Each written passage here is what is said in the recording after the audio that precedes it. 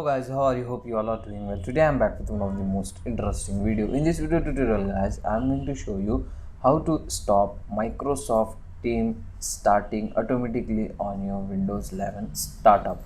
So to disable the Microsoft Teams on your startup, so just you need to open your Windows 11 settings. So use the shortcut key to open Windows settings, hold Windows key button and press I. Okay, and in the settings, here in the left panel you can get the option apps, just click on it, and in the right panel you can get the option startup, just click on it, and it will get your all startup apps on your Windows 11. Just scroll down and here you need to find out Microsoft Team. If you don't want to run Microsoft Team application on Windows 11 startup, just you need to disable this option. That's it.